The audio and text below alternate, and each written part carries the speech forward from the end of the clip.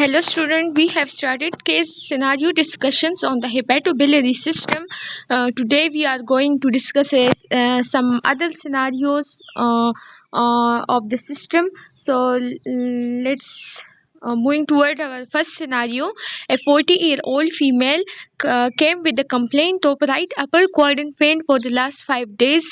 The pain was associated with profuse vomiting.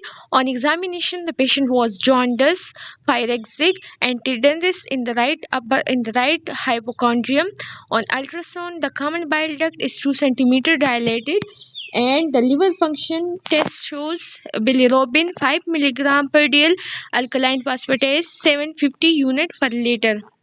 In this history, there is a female and she is presenting with pain, jaundice and fever, and we know that in female at the age of 40, if there are symptoms like pain, jaundice, fever, it form a typical triad. Pain, fever and jaundice form a triad called the Charcot triad, and Charcot triad is the characteristic clinical feature of the acute bacterial cholangitis.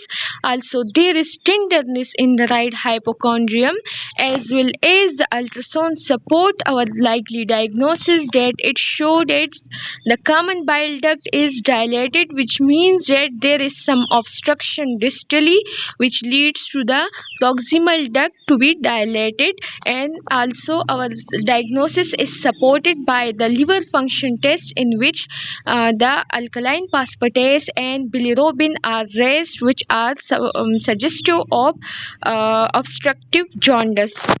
Now, moving towards our second scenario.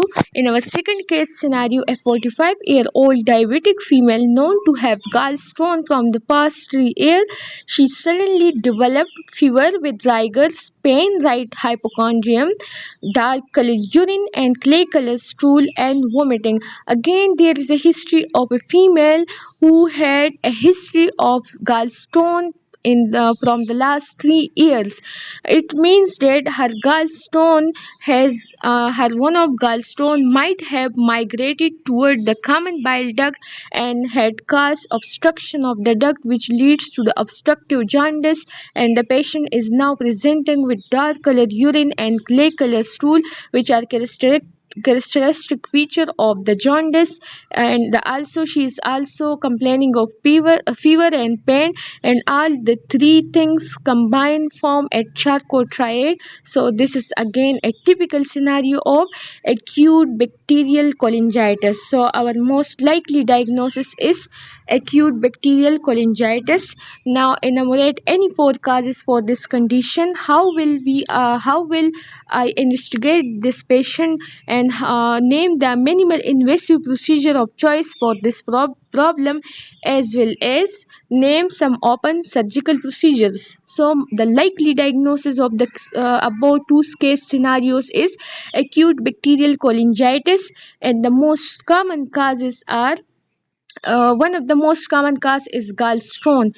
A stone may have migrated from the gallbladder and stuck in the CBD in the common bile duct and leads to and obstruct the outflow tract of the bilirubin and the bile, due to which the bilirubin and the bile has accumulated in the proximal CBD and leads to obstructive jaundice.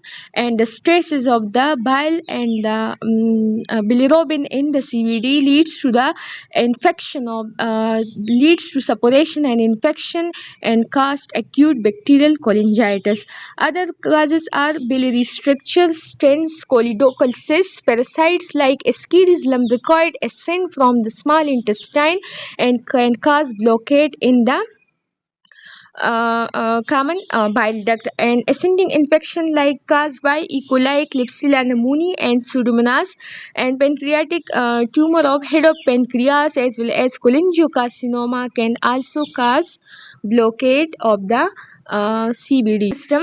Here we can appreciate the common bile duct, the gallbladder, the right and left hepatic duct, liver, as well as head of pancreas. If there is a tumor in the head of pancreas, it will cause obstruction of this duct,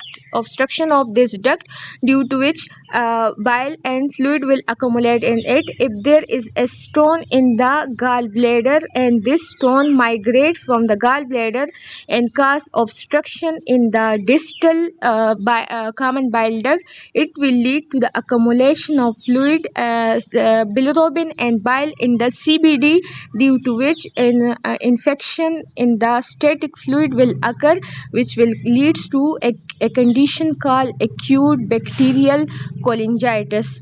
As well as the from the small intestine, the Ascaris lumbricoid can ascend and can cause worms. Ascaris lumbricoid worms can ascend and cause obstruction at the distal end of the CBD, as well as some infection, gram negative bacteria can ascend and cause infection there.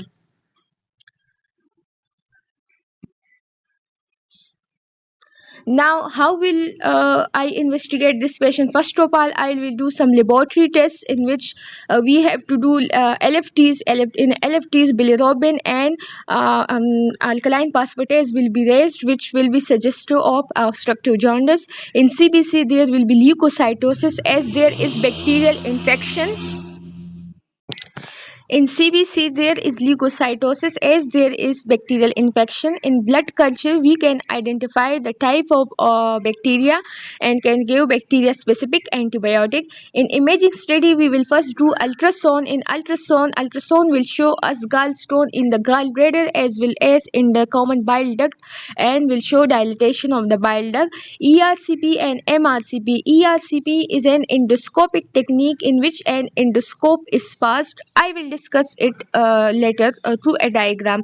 And MRCP is usually a non-invasive procedure in which it is an imaging technique in which a dye is injected into the veins of the patient. A dye is injected through IV route, and then an X-ray is taken, which is a detailed X-ray, and show us the anatomy, the physiology of pancreas. The anatomy of pancreas, of gallbladder, of common bile duct, and of liver. It is a non-invasive technique in which we take an X-ray. In ERCP, this is an endoscopic technique in which a flexible tube is passed and a dye is given through this flexible tube into the common bile duct, and then an X-ray is taken. So in treatment, the minimal invasive procedure are endoscopic papillotomy or sphincterectomy, and retrieval of stone using Dormia basket. In this procedure, we basically pass a flexible endoscope through the mouth, esophagus, stomach, duodenum, and through the ampulla of Vater to the common bile duct. And there is at the junction of the common bile duct and the pancreas, there are some walls, some sphincter. We cut these sphincters, and when these sphincters are cut, we can approach the common bile duct and can remove the stone through Dormia basket. This is basically an endoscope which is passed through the mouth into the esophagus, then into the second part of the duodenum, and into the common bile duct. It is also used to insert stent to remove stone, also used in the removal of and retrieval of stone, as well as to insert stent. The second minimal procedure which we can perform is the laparoscopic cholecystectomy and laparoscopic CBD exploration. Laparoscopically, we can remove the gallbladder, as well as we can do CBD exploration and remove stone from the common bile duct. In open surgery, we can do cholecystectomy with choledotomy. We can remove gallbladder to remove all the stone, and can can give an incision in the common bile duct and remove stone from the common bile duct. Choledotomy plus T-tube drainage. In this procedure, we do not remove the gallbladder, but only open the CBD, the common bile duct, remove the stone, and place a T-tube for the drainage of any secretion to prevent further infection. Treatment, first we will admit the patient, we will keep the patient nil by mouth, we will give IV fluid, analgesics, and third generation antibiotic like cephalosporin will be given to cover the gram negative bacteria. Metronidazole will be given if there is a suspicion of worms, that is Ascaris lumbricoides. Gentamicin will be given, metronidazole is also given in acute bacterial cholangitis. Gentamicin is given if symptom remain persist, then we will do emergency biliary decompression. In biliary decompression we pass the ERCP stent, which I have discussed earlier, to the CBD, and pass a stent to, in the decompression we can pass a stent to the ERCP and can place there in the CBD and remove stone. This is called emergency CBD decompression.